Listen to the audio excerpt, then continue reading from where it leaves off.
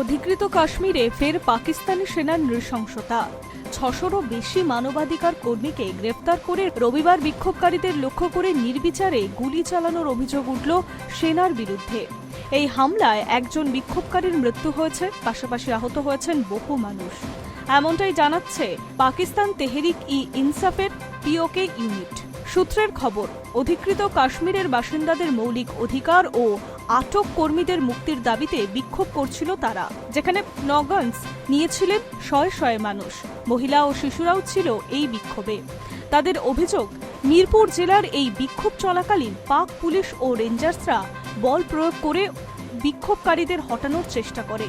কেউ কিছু বুঝে ওঠার আগেই নির্বিচারে গুলি চালাতে শুরু করে পাক সেনারা। অন্যদিকে এই হামলা এমন সময়ে ঘটল যখন পাকিস্তানের বিরুদ্ধে জম্মু কাশ্মীর জয়েন্ট আওয়ামী অ্যাকশন কমিটির আন্দোলন ব্যাপক আকার নিয়েছিল। শুধু তাই নয়, স্বাধীন কাশ্মীরের দাবিতে সোচ্চার হয়ে উঠেছেন নিয়ন্ত্রণ রেখার ওপরের মানুষ। এই পরিস্থিতির মাঝেই জিএএসসির শীর্ষ নেতা একটি ভিডিও সোশ্যাল মিডিয়ায় ব্যাপক ভাইরাল হয়েছে, যেখানে বিশাল জনতার মধ্যে বক্তব্য রাখতে গিয়ে তিনি পাক সরকারের দমনপীড়ন, খাদ্যাভাব এবং দুর্দশার কথা তুলে ধরে জম্মু ও কাশ্মীরের মানুষের সাহায্যের আবেদন জানিয়েছেন। তিনি বলেন, আমি মেন্ধার, পুঞ্জ, রাজৌরি এবং ডোডার জনগণের কাছে আবেদন জানাচ্ছি। আমাদের এখানে রেশন ও ঔষধের সংকট চরম আকার ধারণ করেছে। আপনাদের সাহায্য প্রয়োজন। দয়া করে আমাদের সাহায্যে এগিয়ে আসুন। কাশ্মীর ও অধিকৃত কাশ্মীরের মধ্যকার সীমান্ত চিরতরে মুছে ফেলার আর্জি জানিয়েছেন তিনি। আসুন আমরা এক হয়ে যাই।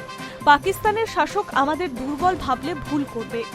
যদি ওরা মনে করে আমরা এখানে আটকে পড়েছি, তবে এটা ওদের ভুল ধারণা। এরপরেই হাজার হাজার জনতার উদ্দেশ্যে তিনি বলেন, তাহলে কি এবার আমরা নিয়ন্ত্রণ রেখার দিকে এগোবো?